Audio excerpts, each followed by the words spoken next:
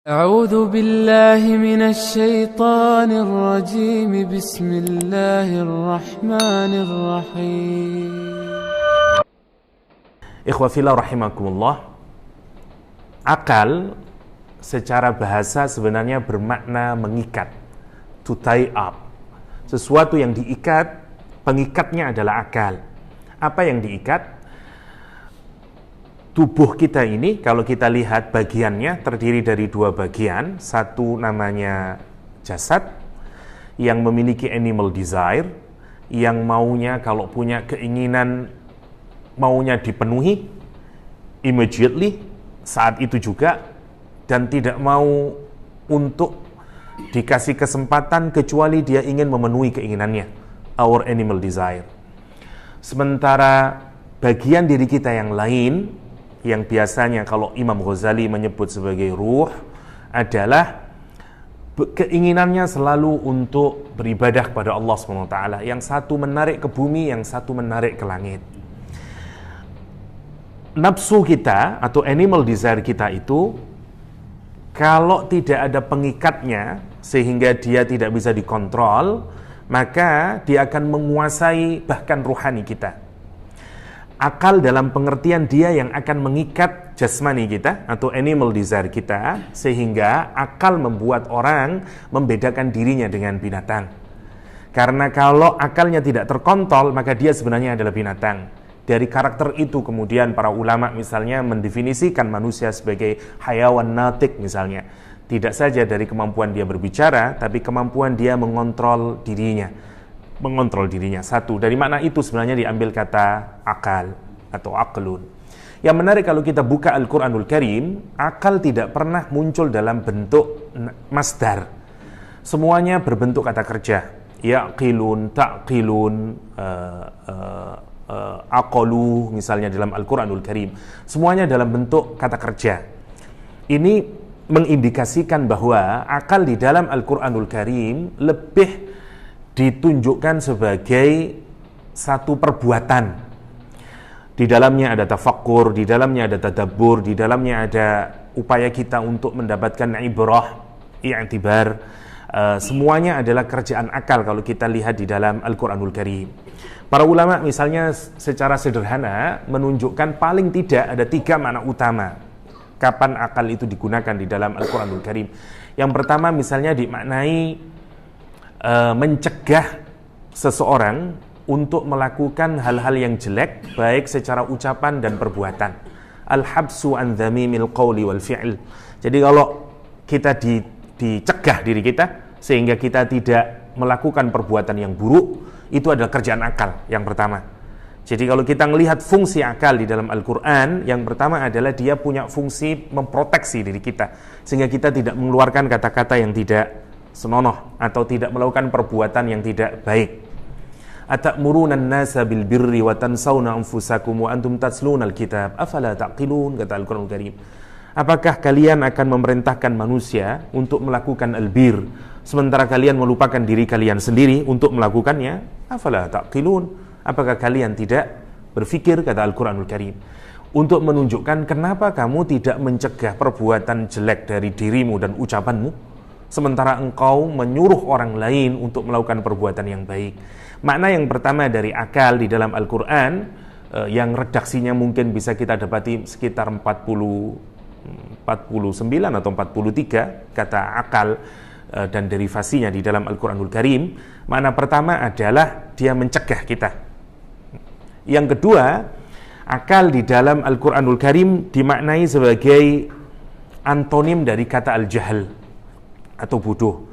Karena itu kalau kita dapati dalam Al-Quran kata jahlun misalnya lebih menunjukkan makna ketika orang akalnya tidak mampu mengikat animal desire-nya, sehingga dia menjadi emosional, menjadi pemarah, sebagaimana gambaran di dalam Al-Quran. Misalnya ketika Al-Quran berbicara tentang ibadur rahman, ya, apabila ada orang jahil, kata Allah SWT, khatabahumul jahilun qalu salama. Kita dituntut untuk berkata yang baik, tidak justru menimpali dengan kalimat-kalimat yang keras misalnya dalam Al-Quran, karena dia sedang jahil.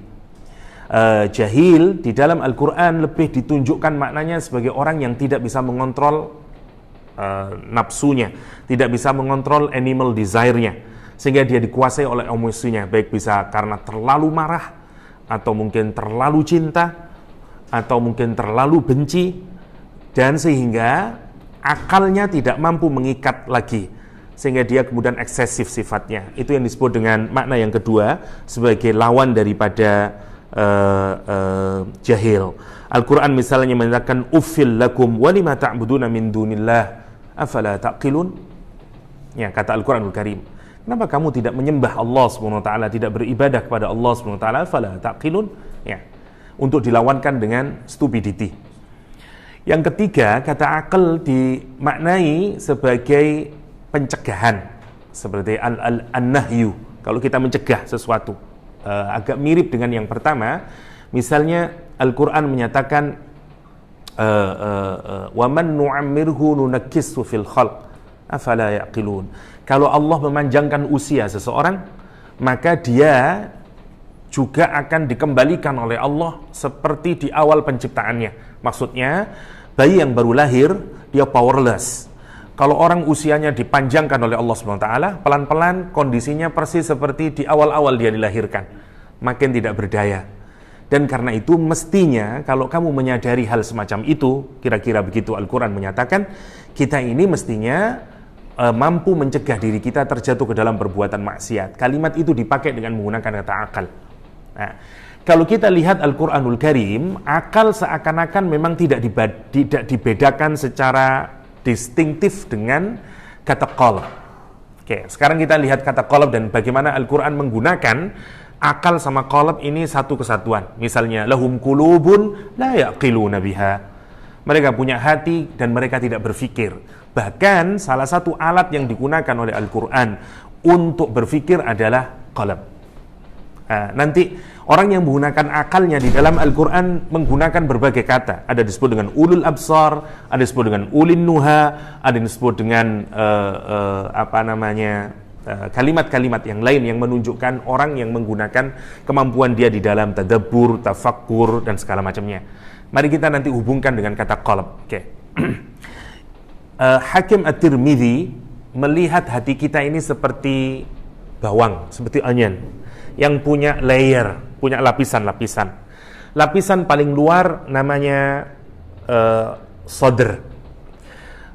Lapisan yang lebih dalam lagi setelah sadr adalah qalb.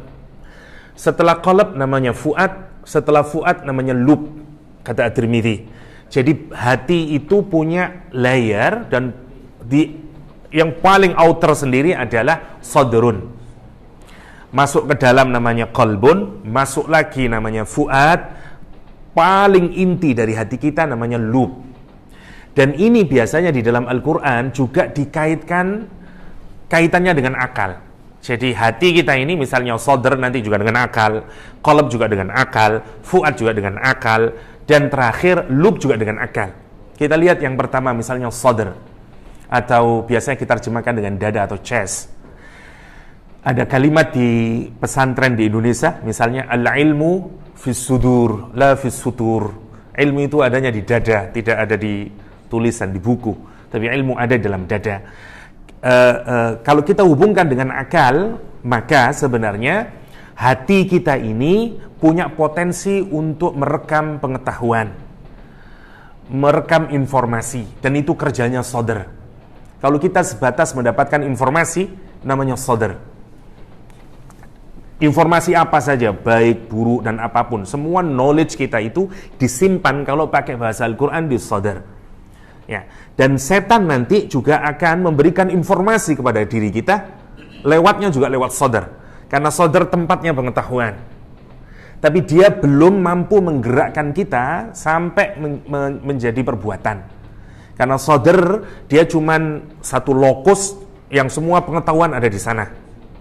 Namanya sadr. Termasuk setan kalau membisiki, ngasih informasi sama kita, juga dia letakkan di sadr. Alladzi yuwaswisu fi sudurin nas. Dan karena itu kalau kita mencari ilmu, doanya juga dikaitkan dengan sadr. Ya. Wahlul uqdatam min lisani rabbi shrahli sadri. Doa awal belajar. Karena memang letaknya ilmu di sadar. Nanti dari sadar ini, kalau pengetahuan itu makin kita tadabburi, dia akan masuk ke qalb. Qalb maknanya bolak-balik, fluctuate. Dia tidak pernah konstan. Dia berubah-ubah terus. Dari situ kalimat diambil kata iqlab misalnya. Karena dia berubah-ubah. Ini kalau sekedar pengetahuan, sekarang dia masuk karena dalam agama kita ini amal perbuatan kita sesungguhnya dalam agama adalah pekerjaan hati yang paling menentukan. Dan hati itu nanti memerintah jawareh kita. Seperti Imam Ghazali misalnya menyatakan, inti dari diri kita adalah hati kita. Imam Ghazali menyebut hati sebagai malikul a'dha, sebagai rajanya dari seluruh tubuh kita. Sementara tubuh itu dia sebut oleh Imam Ghazali sebagai junudul qalb, sebagai tentaranya hati. Tangan, mata, telinga, kaki, semuanya adalah junudul qalb, tentaranya hati. Oke. Sekarang kalau ada informasi yang masuk di dalam sadar, kemudian kita tadabburi itu, kita fahami, makin kita dalam, nanti dia akan masuk ke dalam qalb. Dia sudah bisa kita pertimbangkan, kita fahami dia, kita dalami maknanya. Tapi tentu saja kadang ini sudah mampu memerintah kita untuk melakukan perbuatan baik, tapi belum powerful. Karena masih fluctuate, on off. Kadang kita melakukan, kadang tidak, karena informasinya masih masuk di dalam qalb. Kalau informasinya terus masuk ke dalam bagian hati, third layernya namanya fuad. Fuad ini sudah, kalau informasi itu masuk jauh ke dalam hati kita dan sudah membentuk emosi di dalam batin kita. Ini bukan emosi dalam pengertian negatif, tapi emosi dalam pengertian positif. Karena sudah masuk di dalam hati. Nah, kalau sudah sampai di fuad, ini sangat kuat. Misalnya, Al-Quran menggambarkan kata fuad itu seperti daging yang di roasted. Kalau daging itu kita roast, ini maka dia akan terasa hangat dia. Untuk nunjukin informasinya udah masuk di dalam. Daging yang di roasted bahasa Arabnya fa'idul lahm. Nah, karena itu misalnya ketika orang yang suka mencaci maki orang lain, ya, orang mencerca orang lain, kalau kita dicerca, yang sakit tubuh luar kita atau dalam hati kita? Kalau ada orang mencaci kita, sakit dalam hati, sakitnya di sini. Quran menyatakan orangnya disebut dengan lumazah humazah. Ya. Yang menarik, hukumannya di dalam Al-Quranul Karim juga hukuman yang nanti sampai masuk ke dalam hatinya. Karena dulu waktu di dunia dia nyakitin orang sampai masuk ke dalam hati, ke dalam fuad. Karena kalau sekedar masuk ke dalam sodr masih sekedar informasi. Kalau masuk ke dalam hati dia masih fluctuate, on off. Ya kadang terasa sakit tapi nggak terlalu lah kalau di qalb. Tapi kalau sudah masuk ke dalam fuad itu sakit. Orang yang mencaci maki dulu, orang mencaci maki orang lain, humazah lumazah misalnya, karena dia menyakiti fuadnya orang. Karena itu saat dia nanti disiksa oleh Allah di dalam neraka, apinya itu juga akan sampai di fuadnya orang tersebut. Wa ma adraka mal hutamah narullahil muqadah allati tattali'u 'alal afidah. Afidah jamaknya fuad. Karena apinya nanti sampai ke dalam fuadnya orang ini. Ya, bayangkan untuk kita sekedar refleksi, kalau tubuh kita aja dibakar kita sudah ketakutan, ya. Panas sekali, sakit sekali, dan ini tubuhnya dibakarnya sampai ke fuadnya. Allah menggambarkan karena dia dulu menyakiti orang lain juga sampai ke fuadnya. Karena sekali lagi rumusnya kalau Allah mengadab, dia selalu dengan azab yang setimpal dengan perbuatannya dulu. Ya, itu namanya fuad. Kalau sudah masuk ke dalam fuadnya. Karena itu para ulama akhlak misalnya, apalagi kalau orang cinta sama Allah misalnya, dia ma'rifah Allah, awal dari pengetahuan, masuk di sodr. Kemudian mulai tumbuh dia rasa cinta sama Allah, tapi masih on off di qalb. Kalau sudah masuk di fuad, dia jatuh cinta sama Allah SWT. Dia udah ada mahabbah, ada syauq, ada kerinduan di dalam hatinya. Dan puncaknya, kalau masuk ke dalam inti dari hati disebut dengan lub. Jamaknya albab. Kalau cinta misalnya, ma'rifah kita kepada Allah, awalnya di sadr, masuk ke dalam qalb, masuk ke dalam fuad. Dan kalau ma'rifah Allah itu sudah masuk, pengetahuan kita akan Allah itu sudah bergeser dia, tidak hanya sekedar jadi knowledge sekarang, karena sudah jadi feeling, feelingnya strong feeling, sampai masuk ke dalam loop, maka orangnya disebut dengan ulul albab, the possessor of albab, the owner of albab. Karena sekarang dia sudah punya loop. Perhatikan gambaran Al-Quran bagi orang ulul albab. Alladzina yadhkuruna Allah qiyaman wa qu'udan wa ala junubihim. Waktu dia duduk, waktu dia berbaring, kapan saja dia ingat Allah Subhanahu wa taala. Kenapa? Karena ma'rifahnya, pengetahuannya sudah ada di loop. Bukan di soder lagi, tapi sudah di loop. Lah ini kerjanya siapa kalau kita renungkan? Ini semuanya adalah kerja hati yang saat memang ada beda di kalangan para ulama. Ada yang menyebutkan akal entitas sendiri, ada yang menyatakan enggak, dia cuman bagian kerja dari qalb. Wallahu alam. Imam Ghazali misalnya akal disendirikan kalau Imam Ghazali. Jadi polanya kalau Imam Ghazali yang paling atas namanya ruh, kemudian turun namanya ini prime minister. Prime minister ngasih order semua kebajikan ini mungkin kalau kita kaitkan dengan id, ego, super egonya Sigmund Freud agak mirip. Saya tidak tahu apakah Sigmund Freud ngambil dari Imam Ghazali, wallahu a'lam. Tapi kita ngelihat agak mirip sedikit dengan punyanya Imam Ghazali. Karena kalau Imam Ghazali, semua informasi yang dari Allah Subhanahu wa taala kita dapatin dari ruh yang mengajak kita kepada kebaikan terus menerus. Akal mengajak kita berpikir rasional. Dia yang mempertimbangkan. Sementara jasmani atau a'dha ini jawarih, seluruh tubuh kita ini mengajak semua yang ke arah duniawi. Nah, ini saling menuntut satu sama lain. Ini meminta untuk dipenuhi, yang ini minta dipenuhi. Kalau akal kita dikontrol oleh ruh kita, maka akal kita akan mengontrol ini a'dha kita atau jawarih kita.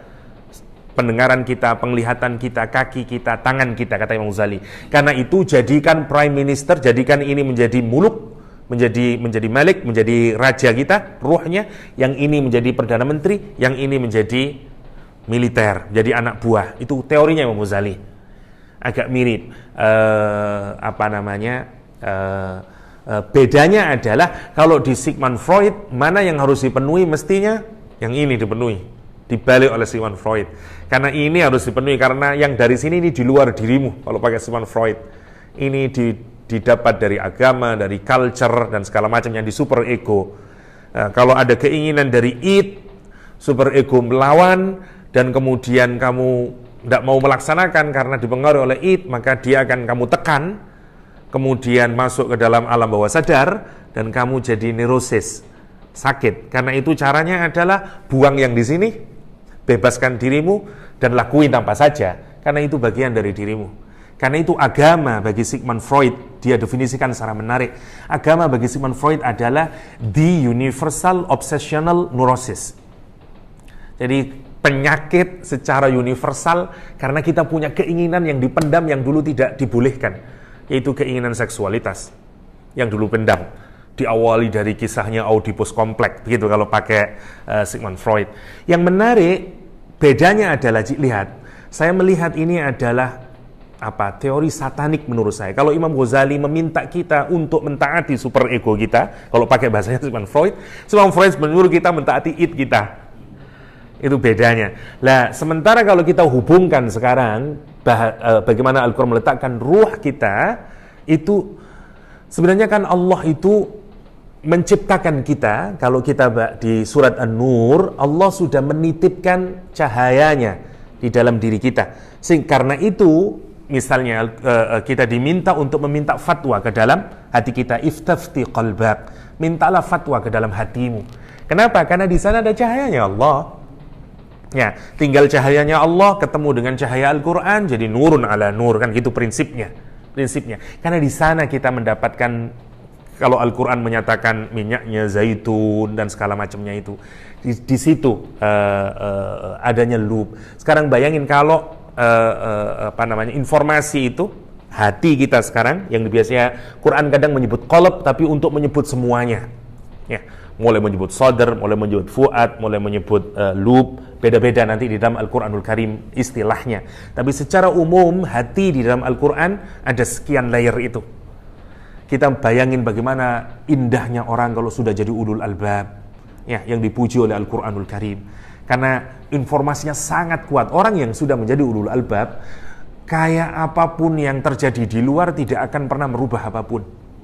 Tidak pernah merubah apapun. Imam Abu Hanifah misalnya, ini contoh bagaimana kerja hati.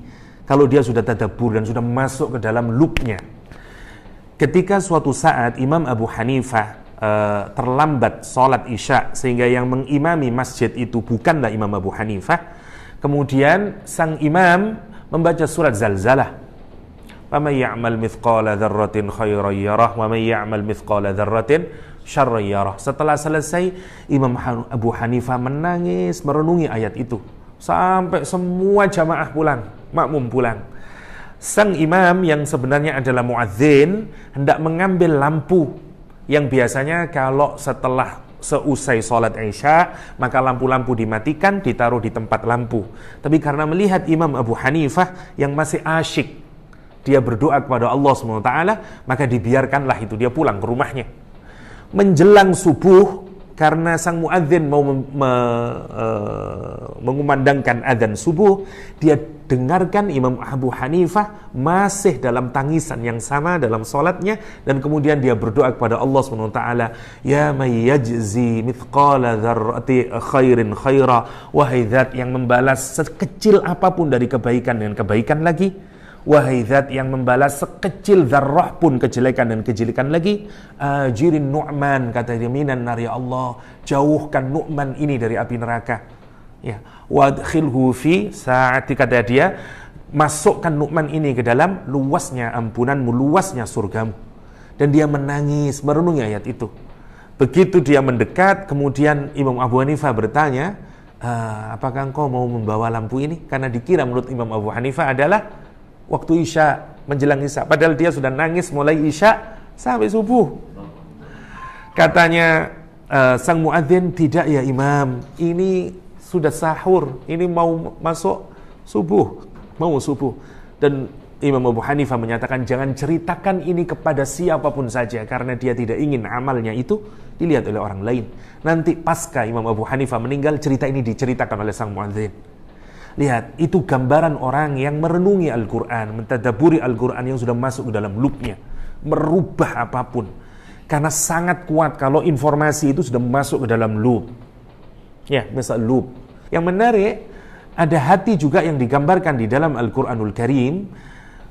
Menarik, ada satu ayat Al-Quran berkaitan masih dengan hati. Qulubu yawma idzin wajifah, atau Al-Quranul Karim. Hati, qulub dipakai nakirah, bukan al-qulub, artinya tidak semua hati pada saat itu, ya, sebagian saja hati. Sebagian hati pada saat itu ketakutan, kata Al-Quranul Karim. Qulubu yawma idzin wajifah. Takut di dalam Al-Quran sebenarnya ada 12 kata untuk menunjukkan kata takut. Misalnya ada khauf, takut karena fisikal. Kalau misalnya di sini ada harimau dan kita takut, namanya khauf.